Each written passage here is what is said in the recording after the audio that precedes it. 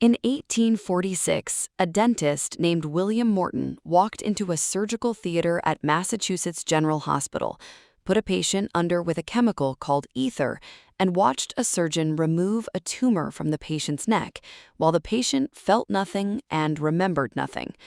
The room, which had previously been used to performing surgery on screaming, conscious patients, went completely silent.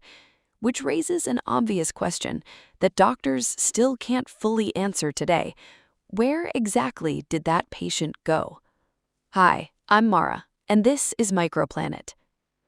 General anesthesia is one of the most commonly performed medical procedures in the world, roughly 300 million times a year. And yet, the honest answer to how it actually works is we're not entirely sure.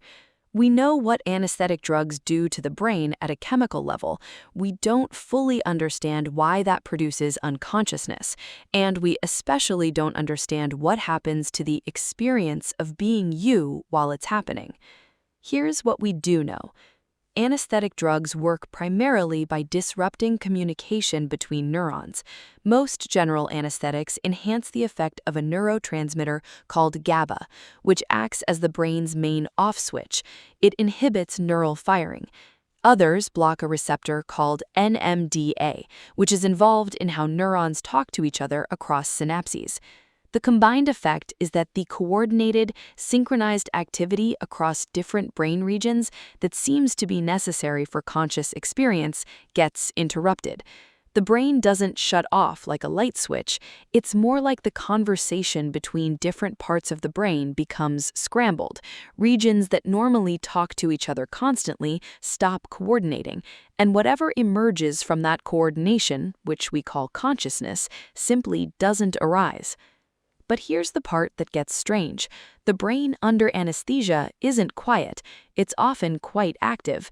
Neurons are still firing, electrical activity is still happening, individual brain regions are still doing things. What's missing isn't brain activity. What's missing is the specific pattern of coordinated, integrated activity that seems to be required for a conscious experience to occur. Some researchers describe it as the difference between individual musicians playing in separate rooms versus an orchestra performing together. The notes are still there, the music isn't. And we don't know why that particular pattern of coordination produces experience and its absence produces nothing. What we also don't know is what anesthesia feels like, or rather, whether it feels like anything at all.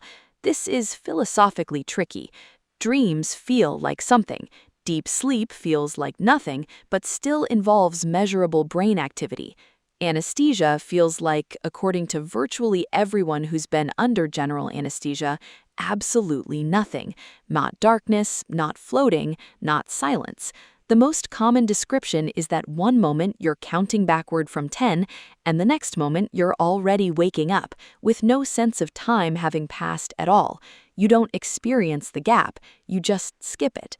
This is actually stranger than it sounds. When you sleep, your brain still tracks time loosely. You have a rough sense that hours passed. Under deep anesthesia, that time-tracking mechanism apparently switches off too, which is why patients don't experience anesthesia as a long wait. They experience it as no time whatsoever. Now, there's a complication, and it's a disturbing one. In roughly 1 or 2 patients out of every 1,000, something called anesthesia awareness occurs. The patient becomes partially conscious during surgery while still being paralyzed by the muscle relaxants used alongside the anesthetic. They can't move or communicate, but they can hear and sometimes feel. This is genuinely terrifying, and it's one reason anesthesiologists monitor brain activity closely during procedures, watching for electrical patterns that suggest the brain is transitioning back towards the coordinated activity associated with consciousness. The fact that anesthesia awareness happens at all tells us something important. Consciousness doesn't flip on and off cleanly. There are degrees of it. There are intermediate states where some of the machinery of experience is running, but other parts aren't. And the difference between those states and full consciousness is a question that neither neuroscience nor philosophy has fully resolved. So, where do you go under anesthesia? The most honest answer is you don't go anywhere. The you that would experience going somewhere simply isn't there. Consciousness requires a very specific pattern of coordinated brain activity to exist at all, and when anesthetic drugs disrupt that pattern, there's no experiencer left to have an experience of the disruption. There's no darkness because there's no one to see it. Which brings us back to that surgical theater in 1846. The patient who felt nothing and remembered nothing wasn't elsewhere. He wasn't dreaming or floating or waiting. For the duration of that surgery, from the inside, there was no duration. The most accurate description of where you go under anesthesia might be nowhere.